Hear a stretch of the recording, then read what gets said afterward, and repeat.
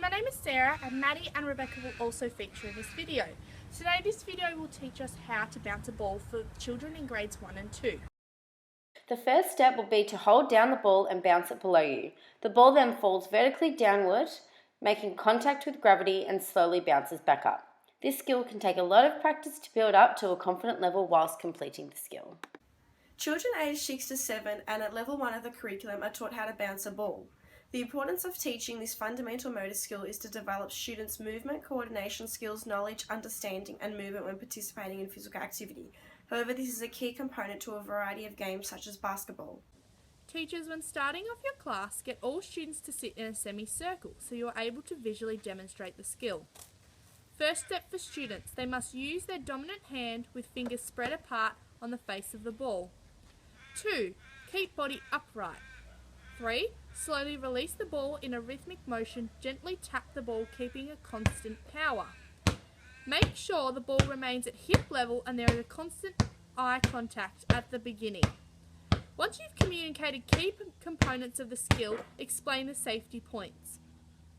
The safety tips for this fundamental motor skill include making sure you're concentrating on the ball so you don't lose it.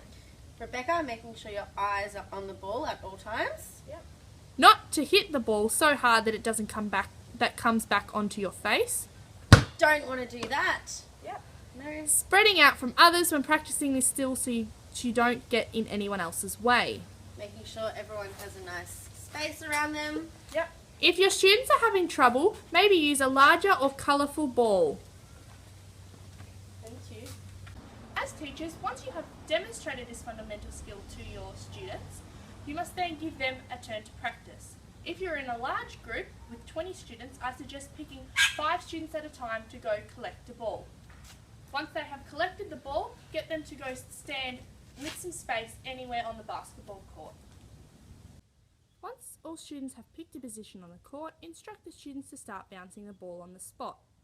As teachers, make sure you are walking around to give any teaching points and encouragement. Okay, good job, Beck. But what we're going to do, we're going to stand shoulder width apart with our feet, using our dominant hand, this one, fingers spread and bouncing just to our hip level. Good girl, and keeping eye concentration the whole time. Perfect. You can help students by... If your students are struggling, you can help by holding the ball in your hands and getting the students to hit the ball and only release if the ball is pushed and not slapped. Okay, so try and hit the ball nice and hard and don't slap it, okay? So like that, a lot harder with your palm. Yep. Perfect. If students that are picking up the skill quite easily, suggest that they walk to and from the spot while bouncing.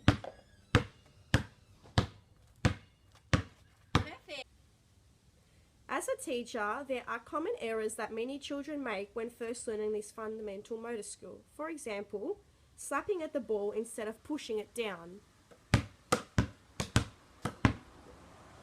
Second, not having a consistent and forceful downward push of the ball, making the bounce too hard or too soft.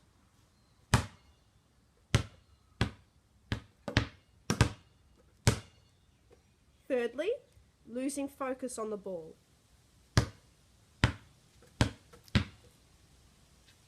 Keeping their head down when bouncing the ball. Bouncing the ball higher than waist level.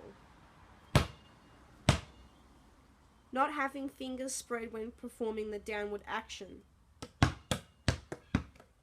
During the lesson or at the end, some form of feedback must be given as it is vital for improvement for the skill. Once students become more competent with this skill, teachers can start incorporating games into their lesson. A good and basic game to start off is Simon Says. To play Simon Says, each student will need a basketball or a big round ball of some description, such as a netball or playground ball. You will need an open space, so this game is good to play on the basketball court. Each student will get a turn of being the leader, and as the leader, the student is required to stand in front of the class and instruct the class to play Simon Says, but using the ball in a particular way, such as Simon Says, bounce the ball high, Or Simon says, bounce the ball while turning in a circle.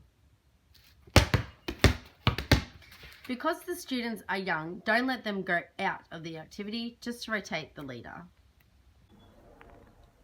Giving feedback to students is very important as this information can benefit the student and help them improve. For example, Rebecca is bouncing the ball but is not spreading her fingers.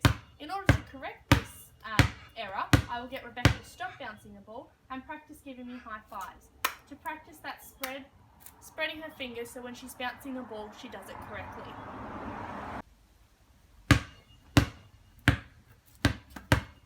Another example is a student may get distracted, therefore not concentrating on the ball. In order to stop this, get your student to bounce the ball and count to 10.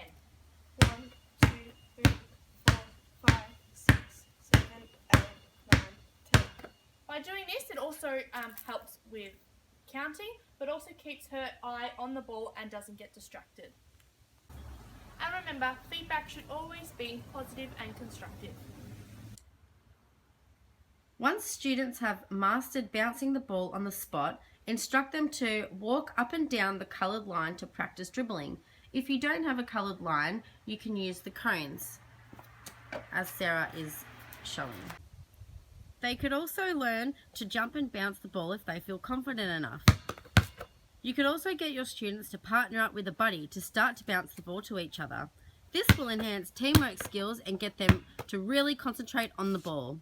Safety tips. Tell students to keep their head up so they can be aware of the surroundings and other students. To get more information on this fundamental motor skill, you can visit any of the following sites coming up on this screen.